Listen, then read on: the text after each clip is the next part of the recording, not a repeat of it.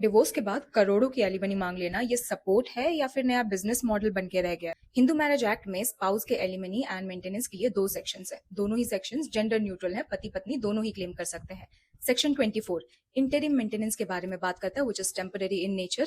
यहाँ पे डिवोर्स या सेपरेशन का केस जब तक कोर्ट में है तब तक मेंटेनेंस देना पड़ता है, कोर्ट के चक्करों के लिए, केस के खर्चों के लिए, और वो स्पाउस ये क्लेम कर सकता है जो कमाता ना हो। सेक्शन 25 परमानेंट एलिमनी के बारे में बात करता है। ये परमानेंट होता है नेचर में, फाइनल फैसले के बाद से चालू होता है और लाइफ लॉन्ग रहता है।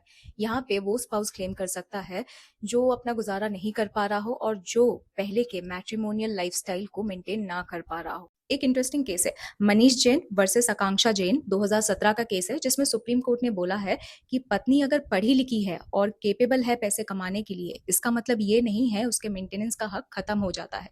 जब तक स्पाउस के पास इंडिपेंडेंट और परमानेंट इनकम नहीं है तब तक स्पाउस क्लेम कर सकता है मेंटेनेंस। ये पति पत्नी दोनों के लिए है।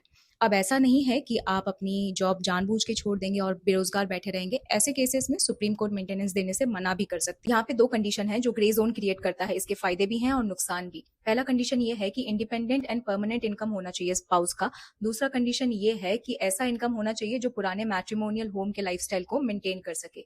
युजवेंद्र चहल के डिवोर्स केस में भी ऐसा कुछ हुआ था, जहां पे एलिजेडली 4.75 करोड़ की एलिमनी मांगी गई थी, ये बताते हुए कि दूसरी वाली पार्टी फाइनेंशियली इंडिपेंडेंट है। पर रिसेंटली काफी क्लैरिटी मिली थी 2025 में सुखदेव सिंह वर्सेस सुखबीर कौर वाले केस में। यहाँ पे सुप्रीम कोर्ट ने बोला कि सेक्शन 24 और 25 दोनों में ही मे वर्ड यूज किया गया है। मतलब अब डिस्क्रिशन सुप्रीम कोर्ट के पास है कि सुप्रीम कोर्ट चाहे तो मेंटेनेंस दे भी सकती है या फिर नहीं भी दे सकती है। ये डिपेंड करेगा conduct of both the parties, और सुप्रीम कोर्ट देखेगी क्या सच में पार्टी को मेंटेनेंस की जरूरत है या नहीं। यहाँ पे सुप्रीम कोर्ट ने और एक भी बात बोली थी कि आप मेंटेनेंस बस इस बेसिस पे मना नहीं कर सकते कि आपकी शादी इनवैलिड है। इनवैलिड शादी में भी आपको मेंटेनेंस देना पड़ेगा। तो ये समझ में आता है असली सवाल ये नहीं है कि एलिमनी देना चाहिए या नहीं देना चाहिए, मिलना चाहिए नहीं मिलना चाहिए। असली सवाल ये है कि ये कैसे डिसाइड करेंगे कि कौन सी पार्टी जेन्युइनली डिपेंडेंट है और कौन सी पार्टी नंबर गेम खेल रही है। आपको क्या लगता है कि ये जो एलिमनी के लॉज हैं या आउटडेटेड हैं या अभी भी जेन्युइनली जरूरी है ये सब लॉज?